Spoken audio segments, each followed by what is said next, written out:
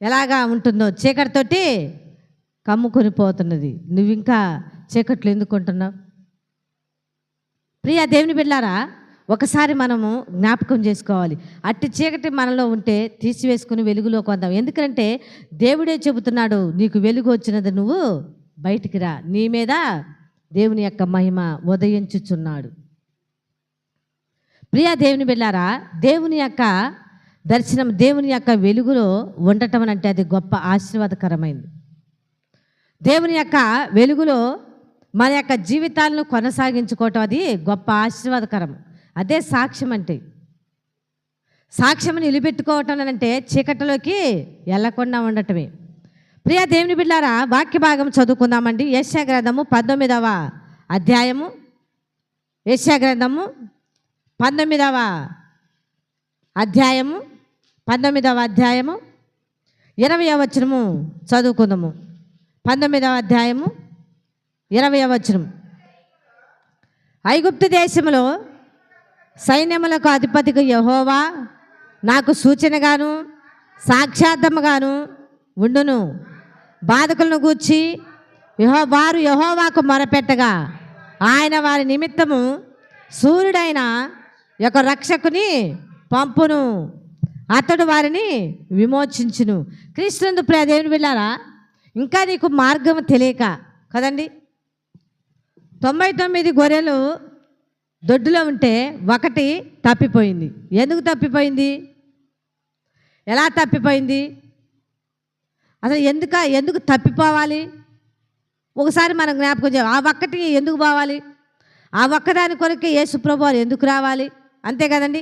99 ఉన్నాయి కదా, అవి పుట్టిన కాడి నుంచి వాటితో సహవాసం కలిగి ఉన్నారు కదా, వాటితోటి మరి మేత మేయటానికని నీళ్లు తాగటానికి ఎక్కడికైనా కూడా వెళ్తా ఉన్నాయి. కానీ అదొక్కటి ఎందుకు తప్పిపోయింది? ప్రియ దేవుని బిడ్డలారా, జ్ఞాపకం చేసుకోవాలి. ఆ ఒక్కదాని యొక్క సహవాసం మనం పడతామన్నామేమో, ఇంకా వెనక ఉంటున్నాం మనం. వాక్య భాగము చెబుతామన్నది అది ఐగుప్తు దేశంలో సైన్యములకు అధిపతి యెహోవా సూచనగాను సాక్షార్థంగాను ఉండును. దేవుడు తప్పించినప్పుడు అది సాక్ష్యం, దేవుడు నిన్ను విమోచించినప్పుడు అది సాక్ష్యం, దేవుడు నిన్ను రక్షించినప్పుడు, నీ యొక్క ప్రాణమును మరి పోయిద్దని అనుకున్నప్పుడు నిలబెట్టినప్పుడు అది సాక్ష్యం.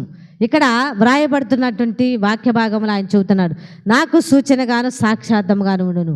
బాధకులను గూర్చి వారు యెహోవాకు మొరపెట్టక ఆయన వారి నిమిత్తము సూర్యుడై వచ్చాడు. క్రీస్తునందు ప్రియ దేవుని బిడ్డలారా, ఐగుప్తు దేశంలో ఉన్నటువంటి, ఐగుప్తు దేశాన్ని ప్రేమించలే దేవుడు, ఐగుప్తు దేశంలో ఉన్నటువంటి ప్రజలు, తన ప్రజలను ఆయన ప్రేమించాడు కనుక తన కొరకు సూర్యుడిగా వచ్చాడని.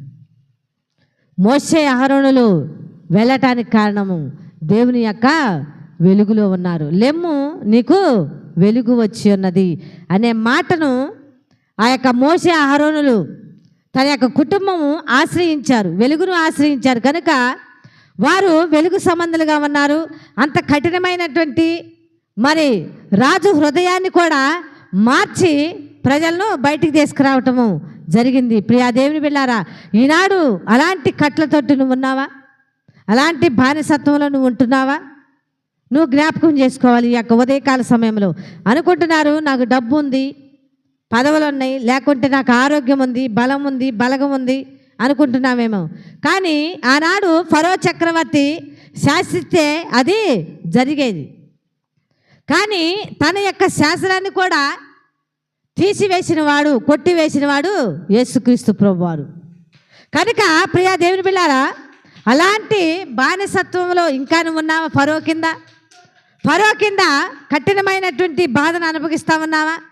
రక్షణ లేక, దేవుని యొక్క సహవాసం లేక, దేవుని యొక్క వెలుగు నీ కుటుంబంలో లేక, నీ జీవితంలో లేక కొట్టుమిట్టాడుతున్నారు ఎంతోమంది ఉన్నారు. ప్రియా దేవుని బిడ్డలారా, వారు కొన్నిసార్లు బాధపడతా ఉంటారు, ప్రార్థనకి వెళ్తే బాగుండి దేవునని. కానీ ఆ ప్రార్థనకు రావాలంటే తన యొక్క కట్లు విప్పబడాలి. గాడిద కట్టబడింది, యేసుక్రీస్తు ప్రభువారు విప్పుకొని రాని అని చెప్పాడు. ప్రియా దేవుని బిడ్డలారా, నువ్వు విప్పుతున్నావా? నీ కుటుంబంలో ఉన్నటువంటి బిడ్డల యొక్క కట్లు విప్పుతున్నావా? రక్షణ రావాలనుకుంటున్నావా? నువ్వు రక్షణ తీసుకోవాలనుకుంటున్నావా? బాప్తీసం తీసుకోవాలనుకుంటున్నారా? వారు తీసుకోవాలని ఆశపడుతున్నావా? కానీ వారికి ఉన్నటువంటి కట్లు, వారి యొక్క బలహీనతలను తెలుసుకొని ప్రార్థన చేయటమే సాక్షార్థం. వారి యొక్క బలహీనత